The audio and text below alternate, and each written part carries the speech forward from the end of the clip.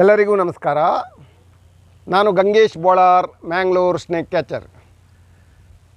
December, ಜನವರಿ, ಫೆಬ್ರವರಿ, March ಈ 4 ತಿಂಗಳಲ್ಲಿ ನಾಗರ ಹಾವುಗಳು ಮಿಲನದ ಸಮಯ.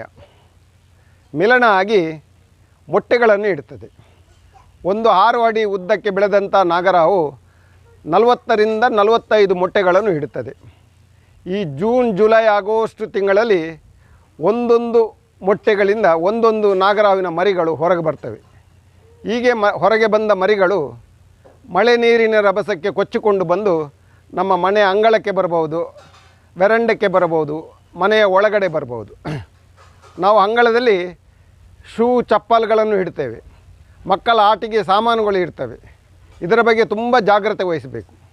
ಚಪ್ಪಲು, ಶೂ ಹಾಕಿಕೊಳ್ಳುವಂಥ ಸಮಯದಲ್ಲಿ ಅದನ್ನು ಸರಿಯಾಗಿ ಪರಿಶೀಲಿಸಿ ಹಾಕಿಕೊಂಡು ಉಪಯೋಗಿಸಿದರೆ ತುಂಬ ಒಳ್ಳೆಯದು. ಒಂದು ನಾಗರಹಾವಿನ ಮರಿಗಳು ಕಚ್ಚಿದರೆ ತಕ್ಷಣ ಹಾಸ್ಪಿಟಲ್ಗೆ ಅಡ್ಮಿಟ್ ಆಗಬೇಕಾಗ್ತದೆ, ಔಷಧಿ ಪಡೆಯಬೇಕಾಗ್ತದೆ. ಎಲ್ಲರಿಗೂ ನಮಸ್ಕಾರ.